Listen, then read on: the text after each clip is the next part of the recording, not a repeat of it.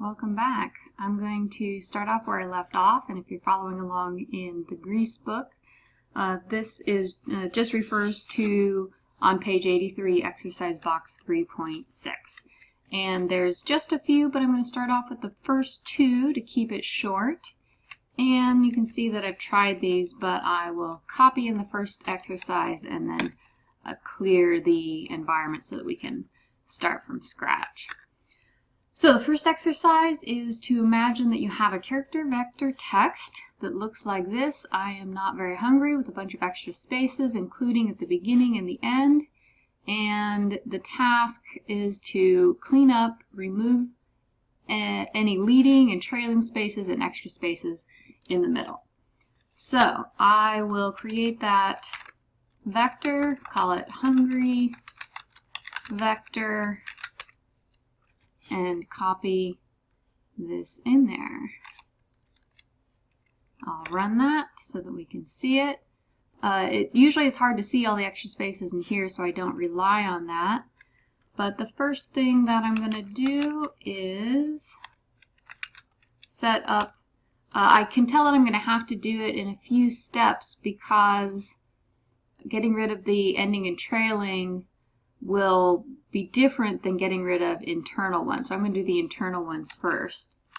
So with gsub, and since I did this before, I'm going to do it the same way with doing a space and say 2 or more of those I want to replace with a single space.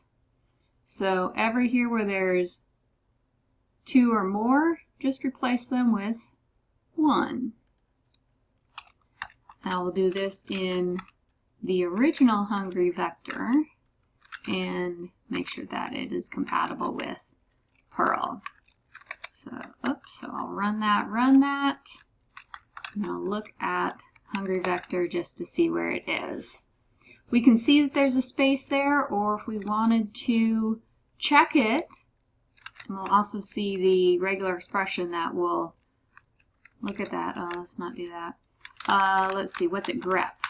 So we'll use grep with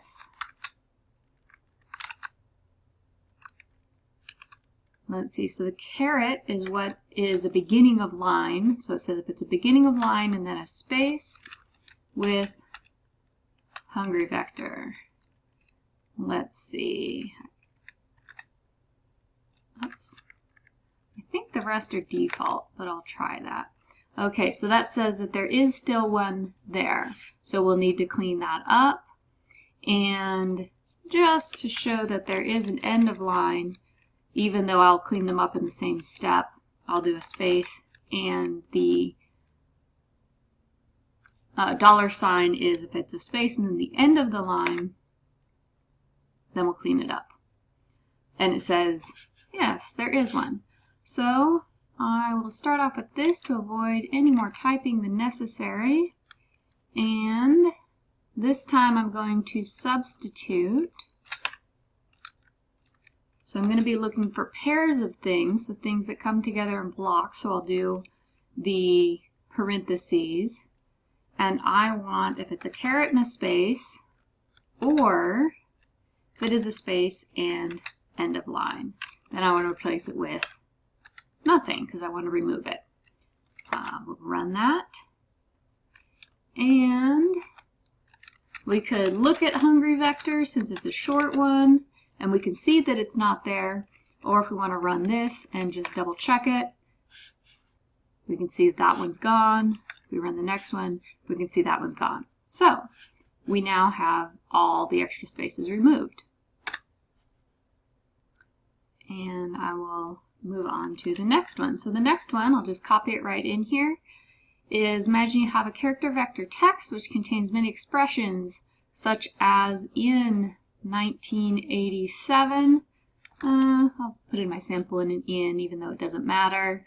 I'm going to do a sample as of, that part doesn't actually matter to me. So numbers are denoting years. How would you place all occurrences of 4 digits that start with either 20 or 19 by year? So we want to replace the 4 digits. The first time that I tried it, I did it this way. I'm not going to replace it yet because I want to be able to keep working with the original one, is I started with a substitute statement, and I was going to substitute pairs of numbers again, so 19 or 20, with, oh, and then I said, okay, 19 or 20 and two things that come after it. And you can probably already see the problem, but I will go ahead and try it just so that you can see what would happen if you did it incorrectly as I did the first time. I was hoping it would show up curl equals true. I wonder if I've typed something wrong. Let's try it. Okay, I knew there must be something going wrong here.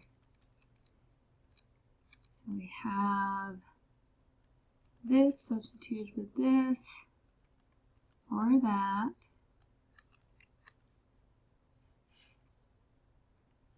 It took me just a little bit to see that, of course, I don't need that because I'm not putting it into any variable. Okay, now we'll run that.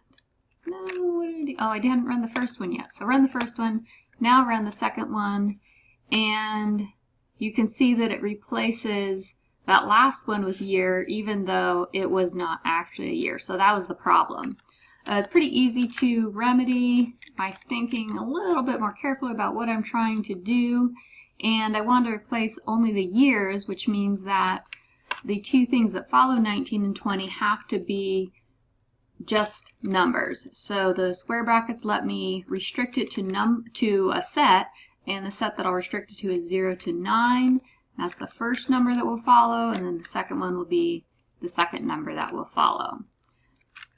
I'll run it, and looking down here, I see all the years are replaced, but then nothing happened to that one. So that's actually what I do want to happen. And if I wanted to replace it in the original vector, then I would replace it.